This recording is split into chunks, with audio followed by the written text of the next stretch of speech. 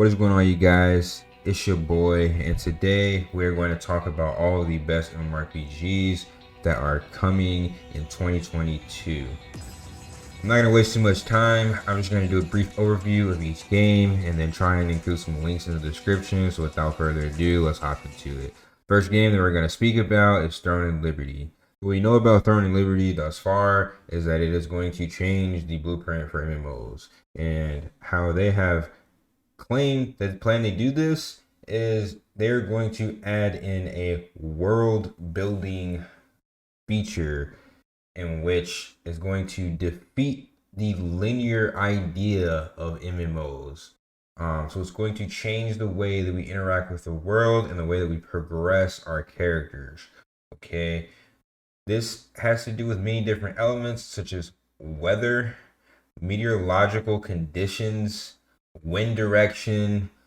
It's going to have an effect on the way that you play the game. It's not just going to be a linear experience such as the majority of MMOs. This is something similar to what Azure Creation is trying to do, though it is slightly different and unique to Throne and Liberty. I'm excited to see how they will implement this, and hopefully we'll have more information on this soon. Alright, so the next game that I want to speak about is Zenless Zone 0. The alliteration is not the only thing that makes this game unique, I promise.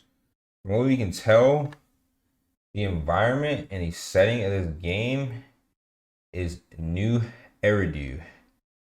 The main enemies, the main problem antagonists of the story are the Hollow, and they are ruining this neo-punk metropolis, and the characters in which we play are introduced in order to take care of this Hollow problem that is running rampant in Zenless Zone 0. One thing that this game is doing correct is setting the immersion immediately. Each character is given a great background story to go with their unique fighting style, unique weapons. Really allows you, the player, to get to know each character as well as feel a connection between the character and the world that they reside in. Now, if you haven't checked out the combat trailers or checked out the website for this game, I highly recommend you doing so because the combat trailer is very in depth. However, there are some missing clues and missing information about this game, and that's why I recommend you keep up on it. The things that we are missing are the details of the way that we're going to actually experience this game, the way progression works, the different game modes. There's a lot of details that are missing about the direction of this game. I don't truly know if it's going to be open world such as Genshin, or if it's going to be instance such as Soul Worker. My guess is that it will be more towards the open world side, but that is just a guess. I will be doing updated videos once we receive more information about this game. There is a lot of story and lore, but there is not much information on the specifics. That is what I want to see. And next up on the list, we have Wuthering Waves.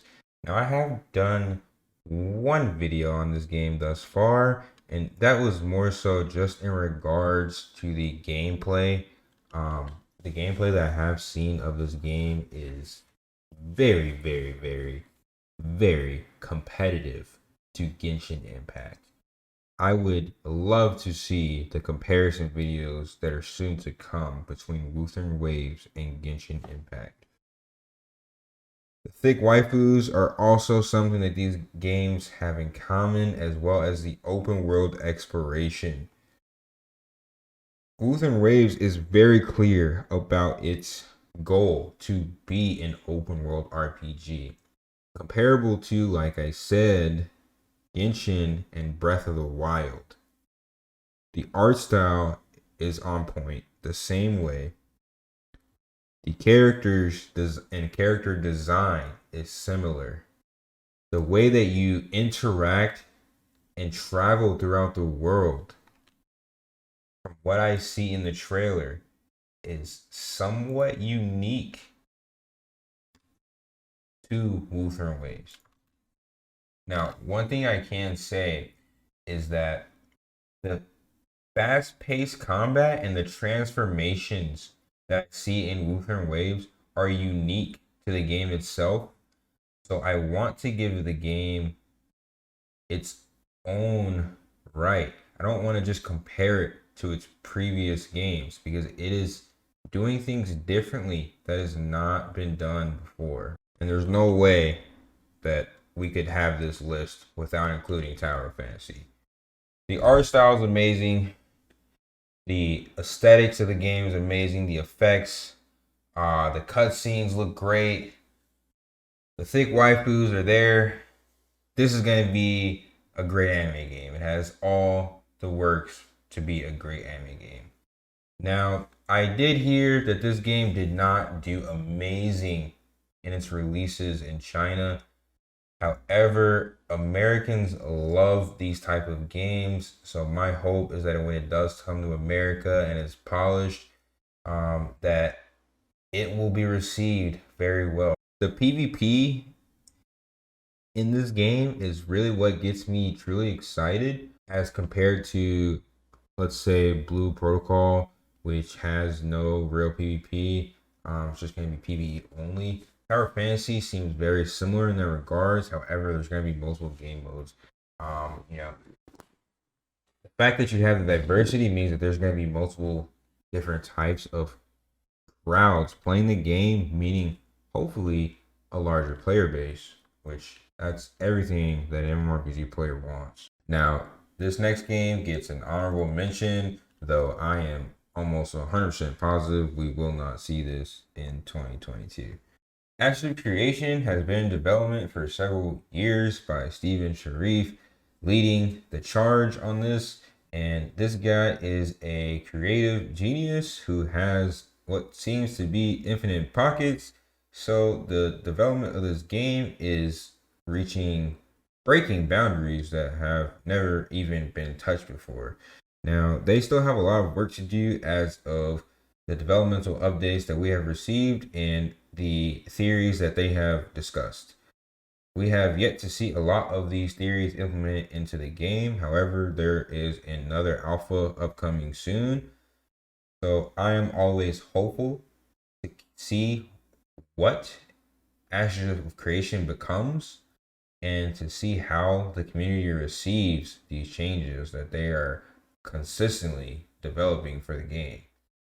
I will always stay aware of what is going on with Ashes, though I will not ride the hype train because from what I can tell, the game is so far from releasing. Like I said, it will most likely 100% not be 2022, but I like to include it just so that all of my friends and homies are aware. But that is pretty much it for me for this video. If you have any suggestions, comments, if I missed anything that you felt should be in the video, go ahead and drop a comment. Thank you guys for watching. Peace and love, you guys.